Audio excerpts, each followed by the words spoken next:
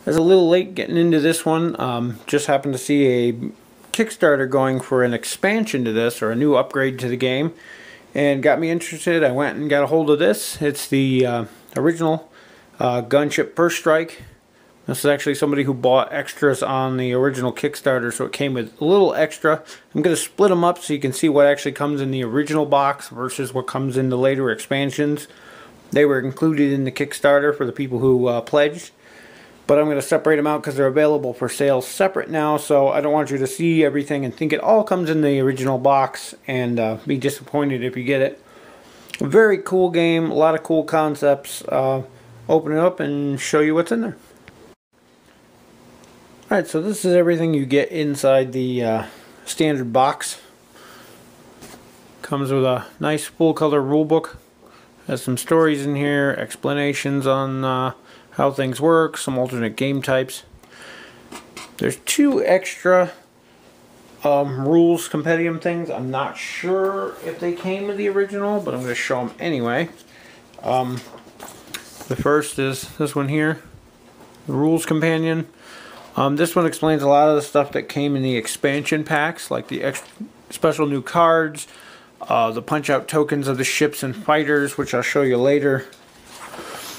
Bunch of new weapon upgrades, which were again in one of the further expansions, and then the asteroids expansion, which I will get into. So I'm thinking that came with the expansion. I'm not sure if it came with the actual starter, but has a lot of information. And then lastly, there's this one here that explains multiplayer and a couple other variants and optional rules.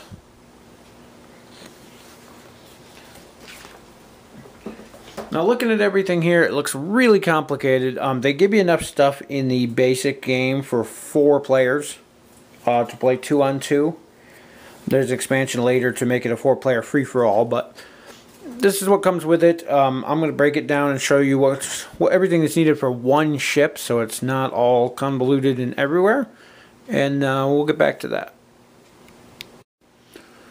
Alright, so this is a little less convoluted than when I had everything on the table. This is pretty much everything you're going to need for a single player here. You have your gunship here, which is you can customize. The wings can be blown off, so they're removable. You're going to put your upgrade cards, damage cards, and things on there. It's basically a zoomed in representation so you can watch things. This is your fighter squadron. This is where you're going to keep track of casualties that your fighters take, and you use these little tokens here and put them over the ships as they get blown up. This is your carrier. Yes, it's upside down, but this is how it's going to be in the game because it's actually going to be facing at your opponent. The die here represents its shields. As you slide it from shield to shield grid, when you get all the way up to the circle here, your shields are gone and it becomes hull damage, and then you start counting the die down as you take hull damage. It's an interesting concept, the way that works. Up here you have this is your fighter squadron representation, and that card is going to be moved to represent that your fighters are in which zone of the battlefield. Same with this. This is your gunship representation. That's your gunship. This card is going to represent where your gunship's taking place, or is right now, and even if it's landing to get repaired. This is just a reminder token. -1, -2 action, depending on if your power generator takes damage. We'll get to that later. And these, every player is going to start. You get 3 shields, and they'll actually go on your shield generator. You get 3 pieces of armor, which you can use to armor any place on your ship. If you notice, I don't know if you can see with it zoomed out like this, each place is numbered. There's 1, 2, 3, 4, 5, 6 is your engines, and then 7 and 8 are your wings. You can armor any location. You can't put more than 2 armor on a single location, but this gives you some leeway. If you're going to attack something heavy, you may want to armor up your weapons. If you're just going in, say you have a lot of shields, you may want to armor your shield generator. That way, if you have one of the advanced ones from the expansions or so, whatever, it's less likely to get damaged. Same with your weapon pods. Engines are good. the new expansion to the game is actually racing, so armoring your engines is a great idea. And then every player gets a stack of these, and they're color coded, so you know whose they are. And these are the basic ones for the set. You have ion and blaster cannons. These go on your front weapon pods. There's ion and blaster cannon, and notice how they're different because the actual cards, they say to put them here, but if you actually line them up with the artwork, they add right onto your ship. And then you've got your wing-mounted weapons. In your wing-mounted weapons, you have the ion cannons, blaster cannons, and then bombs, which can be used to attack the enemy carrier. And again, these are the same. They're made to go right on this slot here, and it actually changes the ship. Same thing goes when you take damage. They'll go on those slots, and it'll actually leave like bullet holes in there. They're kind of neat. But this gives you some customization. You can pick and choose what weapons you want. Blaster cannons do your normal damage. Ion cannons basically don't do any damage, but when they hit a system, it disables it. And then the ion kind of bounces around between systems on a ship and causes havoc until they go land and fix it. And then the thruster bombs will let you drop bombs on the enemy carrier. Now, one of the upgraded expansion packs comes with these really neat little tokens. And instead of using the card to represent your ship, you'll use this. And even has a thing to show that you've been ionized or disabled. Those are kind of neat. Also comes with these fighter tokens, which can be used in place of the standard fighter card here. And there's even seen people who've done the house rules where these can break up instead of having to stay in one big unit. The rule book says you have to keep them in one unit, but everybody makes their own house rules. One of the other expansion packs you can get is new weapons. And it also comes with more armor. But you have things like a heavy blast cannon. There's the auto, which lets you get up to 3 hits off of a single gun. Different things. The homing missiles here, which is an experimental weapon, which means there's only one of them. So once it's used, it's gone, and you can't rearm or replace these if they are destroyed. There's options in here for shield generators, extra weapons. This gives your carrier extra shields, defensive turrets. There's where the extra armor comes in place. You get 6 armor instead of 3. Lots of cool upgrades in here. Unfortunately, this is its own standalone expansion, so unless you bought from the original Kickstarter, you're going to have to buy these separate. There is a compilation pack called Arsenal, which has this and a couple of the other expansions already included. It just gives you more variety and more of a chance to customize your ship. Alright, so here we're set up as if we were in a game. The only thing missing is the other player's gunship, and we're just assuming that's off camera for this. First thing you do every turn is you're going to roll a die 8 and see who gets initiative. The player who gets initiative gets to go first and take their actions first. So the first thing that's ever going to happen every turn is the assault carriers are going to take shots at each other. And what that basically is both players, the player with initiative first is going to flip the top card. I got a hit. So you lower his shield by 1. He's going to do the same thing to me. Got a hit. Lowers my shield by 1. And that's the end of that phase. And these would go in a discard pile here. Next, you would draw up to your 5 cards. And these are going to pretty much determine what you can do. Torpedoes require a torpedo launcher. Ionized require ion cannons. Bullseye lets you fire at long range, which is more than one section away, or you can also choose your hit location instead of rolling randomly. And then a standard hit, we use our blaster cannons. And damage control will let us repair damage, which we don't have any of right now. Then the next thing is going to be your fighter phase. Now your fighters can retreat back to your carrier. They can advance to another zone. But as soon as they run into a zone that has another fighter, they have to stop and fight. If the enemy gunships here alone and the fighters aren't, they can do a strafing run on the gunship, which is kind of cool. Do a little bit of damage, but since there are fighters here, it is being escorted, the fighters are going to have to attack each other.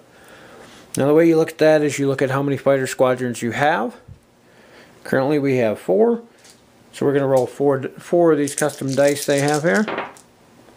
And wow, we didn't get a single hit. What you're looking for to get for fighter combat is a fighter icon, and then that would destroy enemy fighters.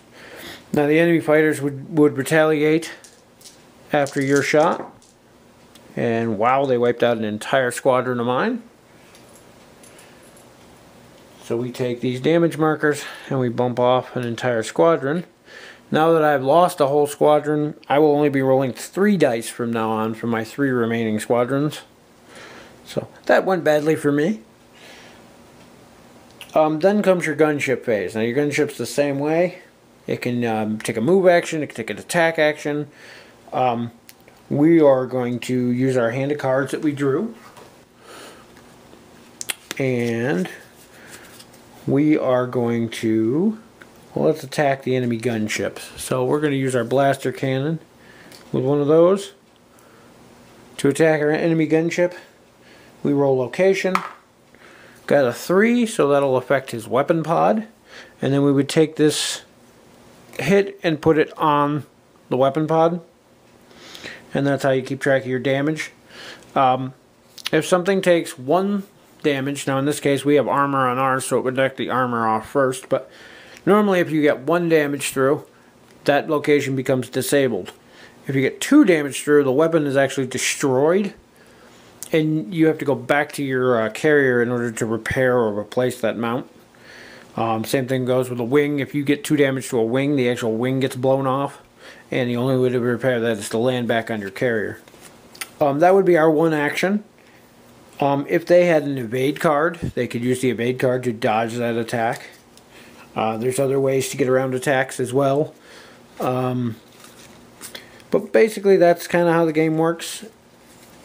My next action would be to either fall back, or I could move up and then take a 3rd action to do a strafing run on the carrier, which I'm going to do just to show you some of the other rules. So say my next action would be to move into the carrier zone. Now as soon as I move into that enemy carrier zone, the enemy carrier gets to make an attack on me with its turrets, which did 3 damage, which is bad for me. I'm not going to bother rolling all the locations and things, but you get the idea. That could disable some of the weapons that you were planning on using, as well as other things. Then I would proceed to make my attack run on the carrier. Could use a torpedo to knock out a shield, which would probably be the best thing to do at that point. And so on. The game goes pretty smooth, plays pretty fast. It takes a bit to learn every little thing. Once you've got them down, you can fly through them with nothing. Definitely the advanced upgrades and things that come in the expansion packs add a lot more fun, add a lot more variety, and let you customize things a lot more. One thing I kind of skipped over, the original game box comes with this really nice insert. It's really thick too. It's not that cheap stuff you usually get. It has a spot for your dice over here. You got a spot for your damage deck here, and then a couple for each of your gunship decks and so on. The only thing is, once you start getting into the expansions and whatnot, there isn't enough room in here to hold everything. And they could have made them a little bit deeper. Like some of these you see are 1/4 inch or so deep, when they had more room to work with here on the bottom. Not sure why, but I ended up just getting rid of the thing, and as I said before, I keep mine in bags.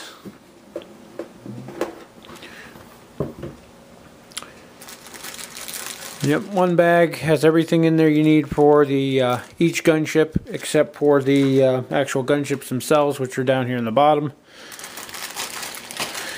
And it's just a much more convenient way to package everything, I think. See, there's your gunships there. And then everything else is underneath. And it works much better to package everything in this way than using the tray. I think just because, like I said, once you get in the expansions, it takes up more room, and eventually you're not going to be able to fit in the box the way it was. But as long as you keep them this way, I mean, everything fits right in there, including the asteroids and expansions and whatnot, which I'm trying to put away right now. They fit right in there. Everything fits right in there, and then you got your books on top. And there you are. Well, you have that's Gunship First Strike and a bunch of the expansions. There's a couple more. I'll be doing a review of Afterburners as soon as I get my hands on that, as well as the Mark II ships. I have one in the mail, and one's coming with Afterburner. Afterburners is a racing mod version of the game, similar to Solar Circuit Racing in the way that you lay out the course, but it plays using all of the gunship rules. So a lot cooler there. You get to customize your ship, and it comes with a whole bunch of new options like upgraded engines and things like that. So stay tuned for that one. Check out Gunship if you haven't, and maybe I'll get a playthrough posted up here eventually.